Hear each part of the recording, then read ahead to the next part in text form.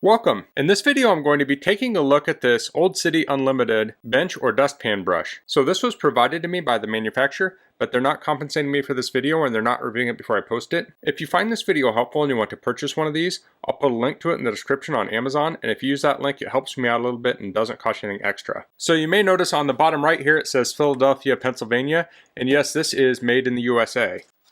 So here's the brush. Let's take this out. The card, it says brushes for generations, and here's the brush itself. So what we have here is a beech handle, and we have horsehair for the bristles, and we have leather here. So this brush has a lot of natural components in it. I'm guessing there might be metal in here, but it's very natural. So the handle is branded with Unltd Unlimited there. So hold it like this. So this is very comfortable. So this handle is essentially like a dowel. It's flattened on the top, so it fits my hand very easily. Of course, you can also hold it up here, if that's how you like to hold a brush. So here I have my macro lens, so we can take a look at the bristles here.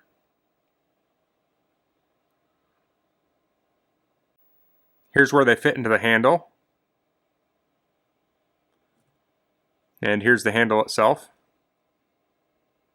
So this brush can be used on a bench or with a dustpan or many other uses. You can use it to, say, clean the seats in your car, your leather seats. This would be great for getting the sand and stuff out of the little cracks and crevices. So I like to have a brush on my bench. So I have some wood shavings here. The other day I was sharpening a plane and I was testing it out. Didn't get as sharp as I wanted, but I do have all these wood shavings here and I need to clean these off my bench. So a bench brush is good for that. I do like to have a separate brush I use for my bench and for a dustpan. The reason being is I don't want to contaminate my bench brush with things like sand, because if the sand gets on wood I'm working with, it can dull my tools. So I do like to keep a separate brush on my bench and then use a different brush for my dustpan. And also I can have oil, like if you're in a garage you can have oil on the floor, things like that. So this is very dirty here, but even if it wasn't, if you're doing assembly work on your bench, and say I have two boards here, and I want this one and this one to join up here, if you have things on here, and this is exaggerated, but if you have contamination on your bench, you might not get a straight fit on there. So it's very important to clean your bench. Also the work pieces, here's a little piece of shaving on there. You want to clean those off before you join pieces. So I'll clean this here. I'm just going to sweep this into a bucket I have off camera.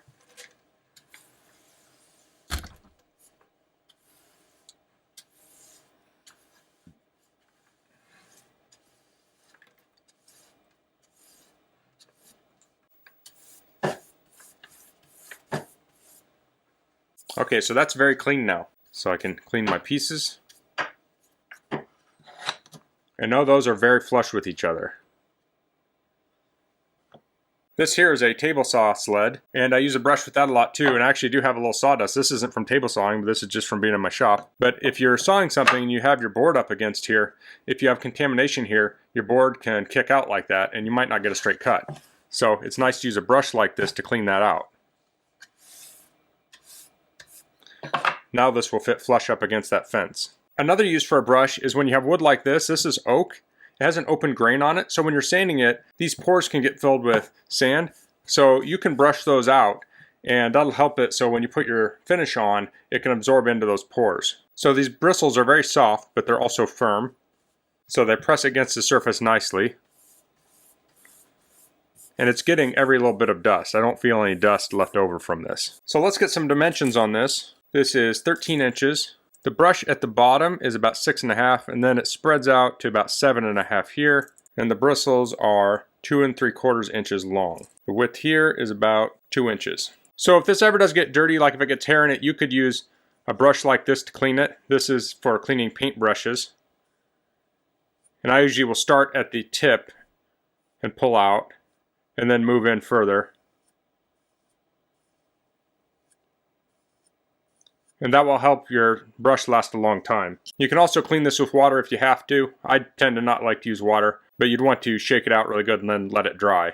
And you do want to hang it by this or store it somehow where you don't want to store it like pressed up against something where it's going to deform the bristles.